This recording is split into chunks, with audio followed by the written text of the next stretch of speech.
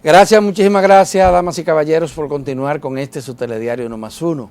Aquí está Olaya, Sí. Olaya Dotel. Venía antes como activista social, aquí como intelectual, analista, y ahora la tenemos como funcionaria de alto nivel. Servidora pública. Servidora pública, ese que llama. Así es.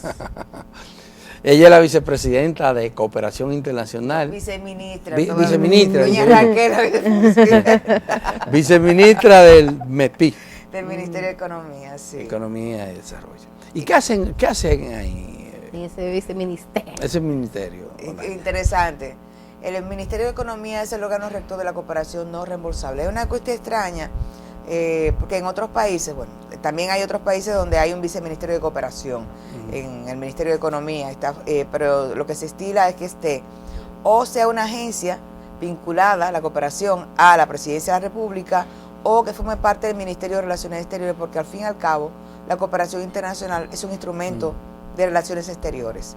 Y en el caso de que está en el Ministerio de Economía, tiene que ver con la necesidad de articular la cooperación internacional, los recursos con las prioridades nacionales. Históricamente la cooperación se ha manejado con bastante dispersión, pero en esta gestión se ha garantizado que además de que el Ministerio de Economía sea el responsable de la planificación y por tanto de la organización de las prioridades nacionales, tanto a través de la Estrategia Nacional de Desarrollo como del Plan Nacional Plurianual, también tengamos un Plan Nacional Plurianual de Cooperación Internacional que además de identificar cuáles serían las prioridades donde debería colocarse la cooperación, también se responsabiliza de identificar acciones estratégicas que impulsen justamente el desarrollo en esas prioridades que se han identificado. ¿Y hay cooperación no reembolsable?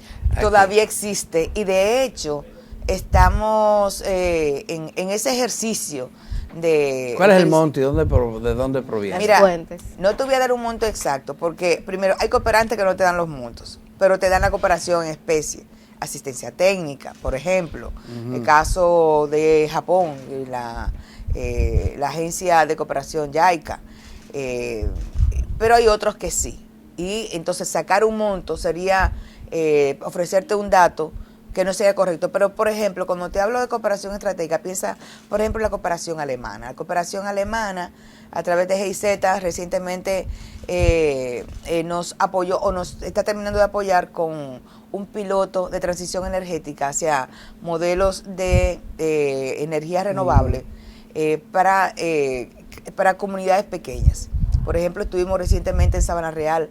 Tú debes conocer mucho Sabana Real, que está en un parque nacional, en Neiva, en la provincia de Independencia.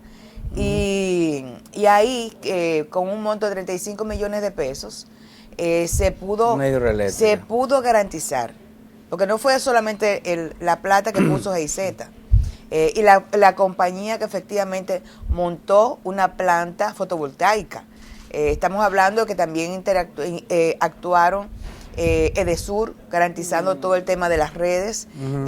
Intervino también Indotel, garantizando conectividad. O sea, una comunidad de unas 77 viviendas, unas 200 familias que tenían 80 años sin energía eléctrica. De repente tienen energía eléctrica y tienen además internet. Gracias a la cooperación internacional y por supuesto también la intervención en el trabajo articulado de un conjunto de instituciones del Estado Dominicano como Edesur, Indotel y el Ministerio de Energía y Minas. Ya.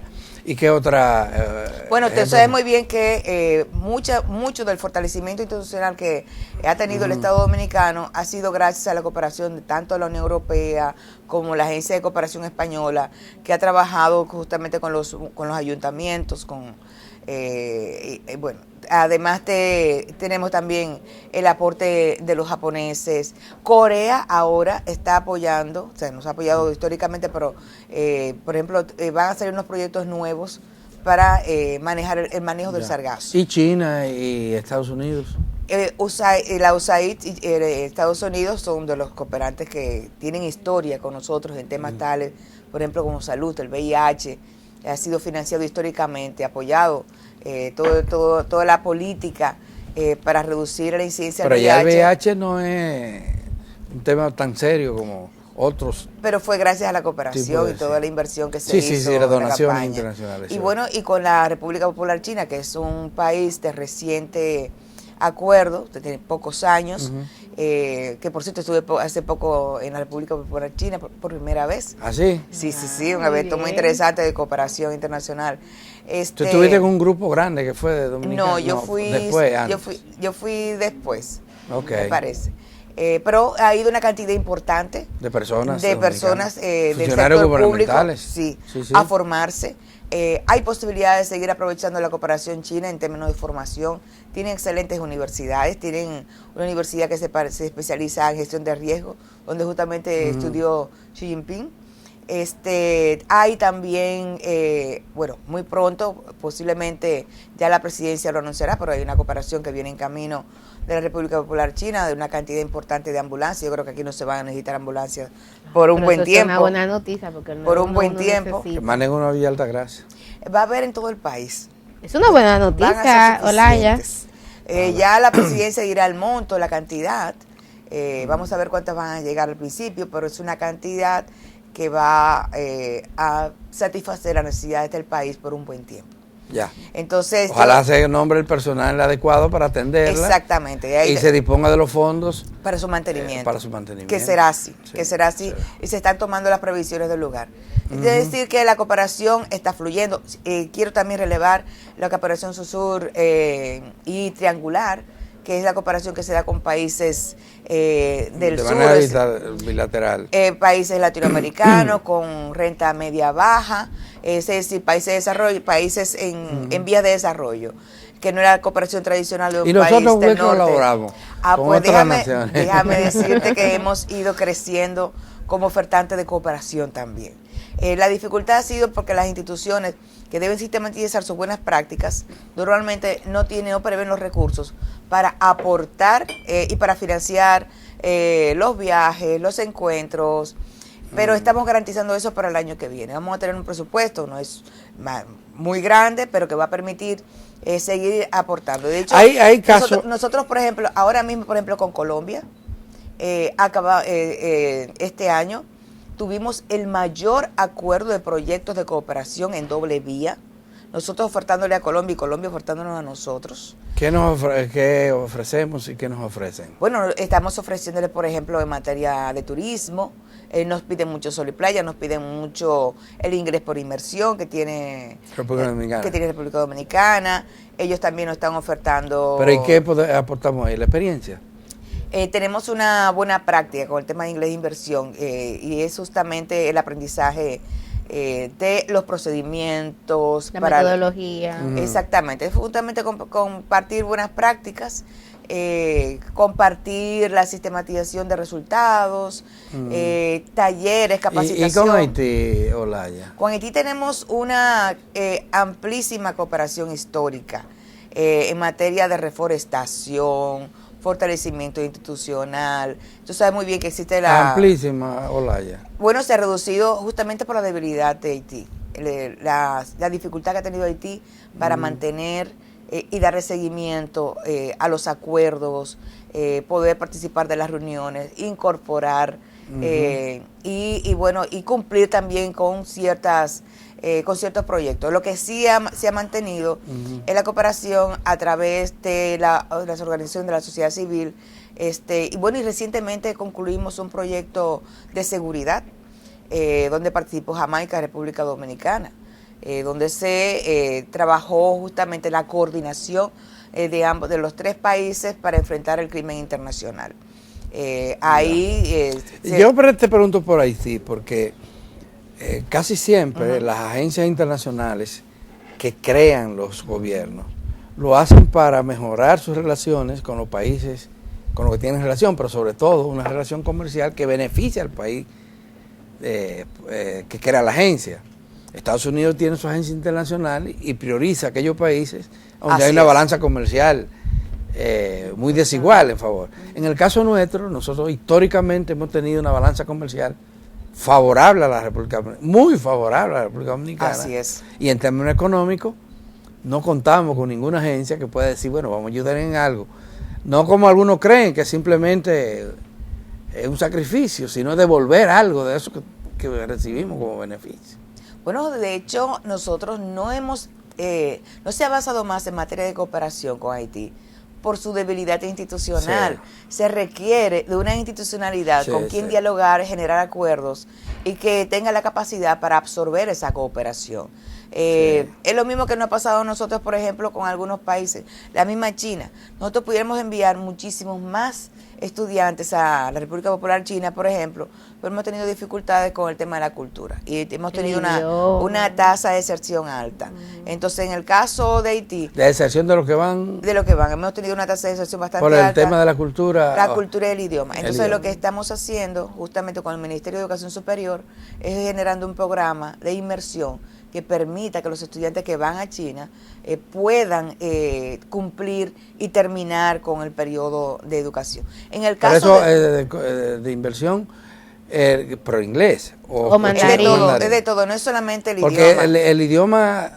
Las clases son en el inglés, pero también mandarín. Claro, porque si no, ¿cómo se desenvuelven en el pueblo? Claro. En la Exactamente. ciudad. Entonces, hay que avanzar tanto en el idioma, pero también con la apertura mental para vivir en otra cultura.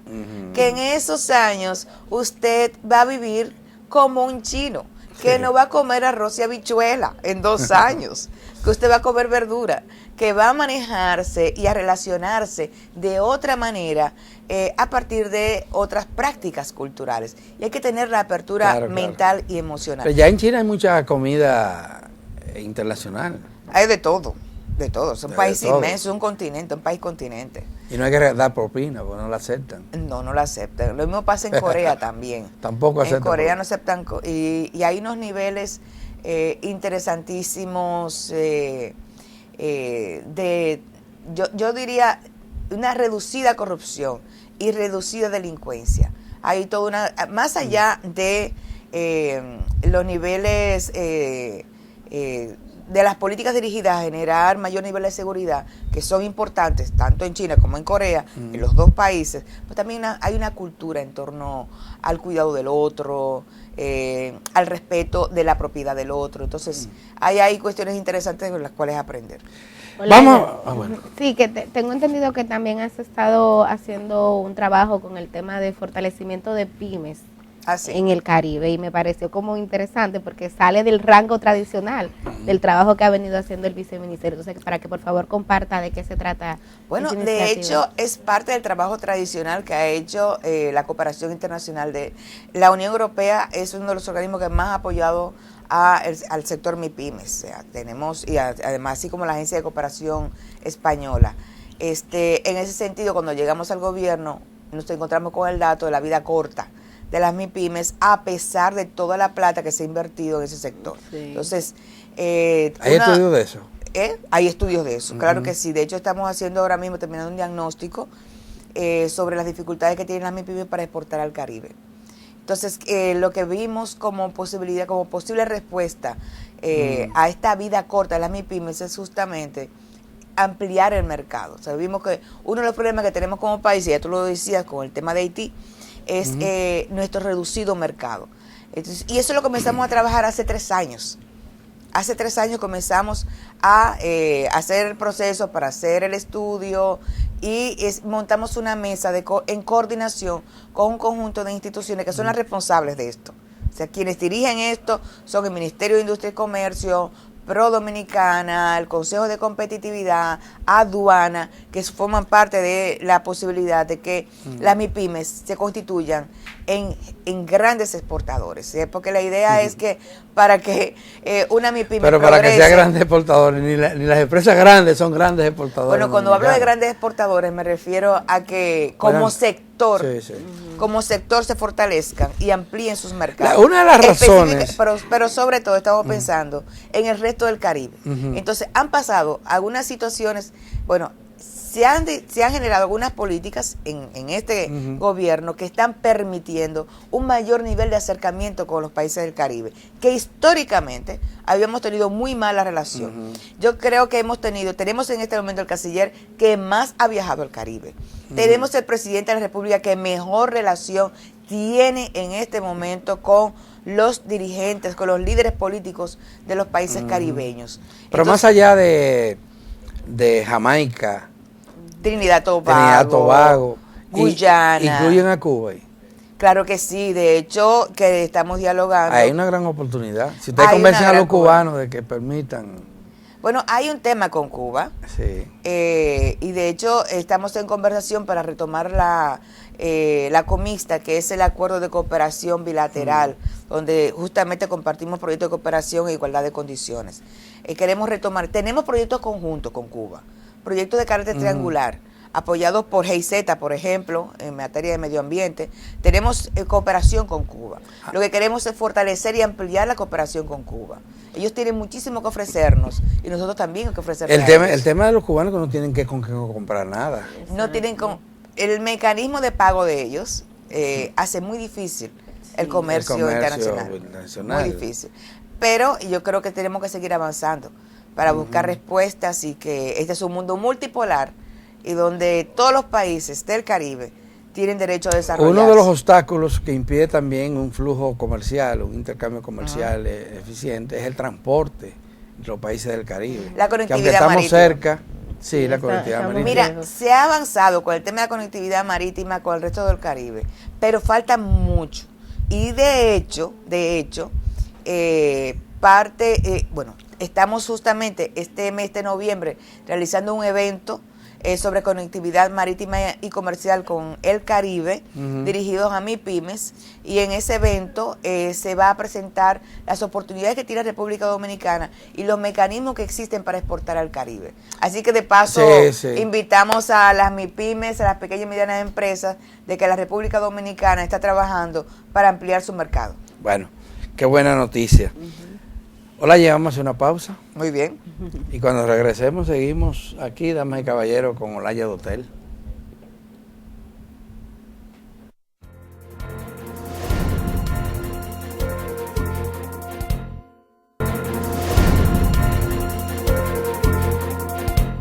Muchísimas gracias por mantener la sintonía con Uno más Uno. Les recordamos que en esta entrevista en primer plano estamos conversando con Olaya Dotel, quien es viceministra de Cooperación Internacional del Ministerio de Economía, Planificación y Desarrollo, el MEPID. Pero además, Olaya ostenta la condición de politólogo y de hecho era una analista recurrente aquí en Uno más Uno, y a esa faceta vamos a recurrir ahora para también incorporar a la conversación, Olaya, la mirada que tienes del momentum político, social y económico que vive República Dominicana. Nosotros estamos en un año preelectoral, estamos cerrando el 2023, ahora viene la tregua navideña, pero amén de eso hay un proceso electoral que está ahí en cierne, hay también procesos pendientes de reformas institucionales. Me gustaría tener una lectura tuya de cómo ves que marcha República Dominicana. Bueno, yo creo que sería bueno comparar este momento con el año preelectoral anterior, y eso nos va a dar a nosotros una gran diferencia con respecto a la seguridad que tienen hoy los partidos políticos de que van a una contienda con unos árbitros justos en los cuales ellos mismos confían y como lo han dejado ver en diversas declaraciones. La preocupación hoy de los partidos políticos es otra, no es que no tengan un árbitro justo. Tiene que ver más bien con sus problemas internos, tiene que ver con el rol que tienen que jugar en este momento justamente como partidos opositores, pero no están gastando energías enfrentando unas altas cortes y una Junta Central Electoral, como fue la Junta Central Electoral de Roberto Rosario, como fue la Junta Central Electoral del mismo Castaños, que ya sabemos cómo terminó con unas elecciones suspendidas. Hoy tenemos una Junta Central Electoral con alto nivel de credibilidad y esto está permitiendo un contexto político democrático con muchísima más tranquilidad para participar y hacer parte de la competencia como debe ser. Hoy tenemos unas altas cortes que le da la seguridad hoy a los partidos políticos de oposición que ante un conflicto, como ha pasado recientemente, que han ido a los diferentes altas cortes y donde los partidos políticos han tenido incluso que devolver decisiones, y que están pudiendo modificar incluso aspectos de la ley electoral. Vemos lo que han sometido recientemente con el tema de las encuestas, que realmente fueron los partidos políticos los que aprobaron esto, pero yo creo que la experiencia está diciendo que la democracia es muy buena, y sobre todo cuando se está en la oposición, y hay que defenderla con uñas y dientes. Entonces yo creo que aquí hay unas lecciones que se han tenido, y unos aprendizajes, y ahora el tema es darle sostenibilidad a esta institucionalidad democrática, que deje de ser un legado de un presidente y que sea el legado de una sociedad política, incluyendo los partidos de oposición. Yo creo que el fortalecimiento de la democracia requiere decisiones importantes para mejorar la ley de partidos políticos, mejorar la ley electoral, pensando sobre todo cuando se está en la oposición. Pero señalas que entiendes que los retos son otros. Sería interesante desarrollar un poquito esta idea, porque si bien es cierto que hoy día no hay un cuestionamiento ni a la autoridad de la Junta ni de las altas cortes, una desconfianza que efectivamente había antes, cuando analizamos los partidos de cara a la ciudadanía, y este proceso electoral también ha servido para enseñar muchos refajos, muchas críticas de cómo los partidos desde el punto de vista institucional se debilitan porque no tienen ideologías definidas, no las siguen, todo el tema del transfugismo, o sea, que siento como que también desde ese punto de vista de fortalecimiento para esa institucionalidad democrática, como tú señalas, ahí hay un reto importante. Claro que sí, tanto para la República Dominicana como para el resto de los países de América Latina, tenemos el mismo reto, el fortalecimiento de los partidos políticos. Los partidos políticos se han convertido en maquinarias electorales, y los que no son maquinarias electorales han tenido tales niveles, yo diría, no extremos, pero sí esta actitud mucho más cerrada y polarizante de la política, lo que al final termina generando crisis de gobernabilidad o poca sostenibilidad a los avances logrados en materia de derechos. Porque al final,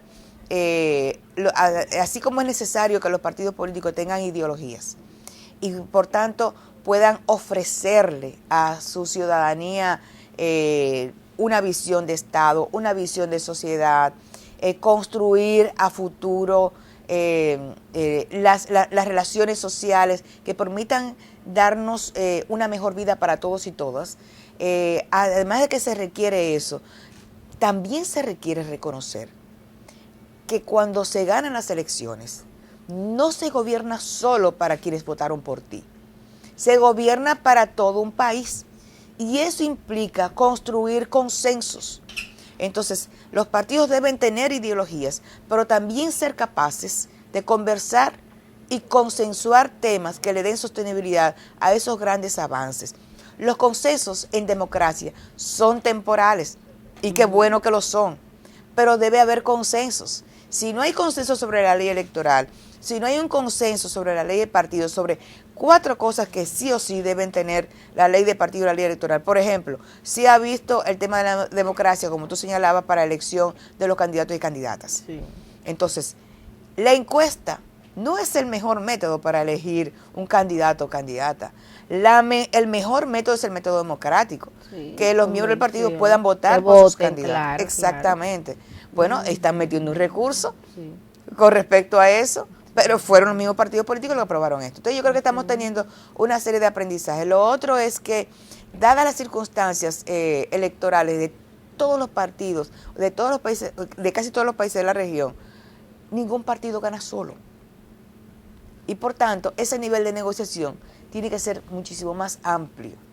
Pero para tú negociar, debes tener unas ideas iniciales, unas propuestas a partir de las cuales tú puedas construir una alianza más allá de los cargos y que pueda también reflejarse en los resultados de la gestión de gobierno. En este caso, un compromiso que teníamos como gobierno es justamente el fortalecimiento de la institucionalidad democrática.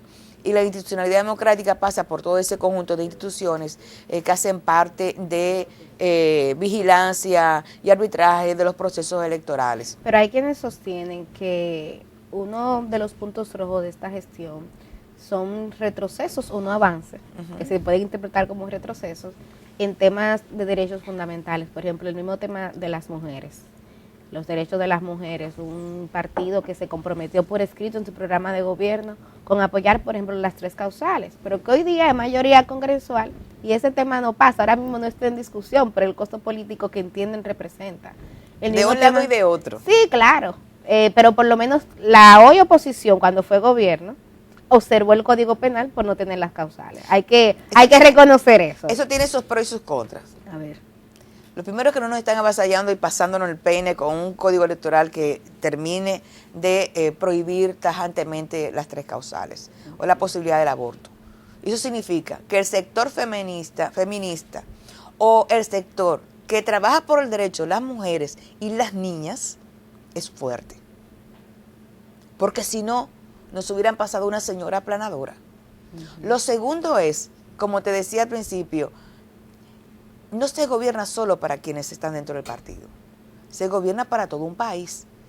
Y para que las 3 causales tengan sostenibilidad y luego no nos coloquen un recurso de inconstitucionalidad, tiene que ser sobre la base de un consenso que le dé sostenibilidad a este derecho a lo largo del tiempo. ¿Y dónde se debe construir esa fortaleza política de las mujeres?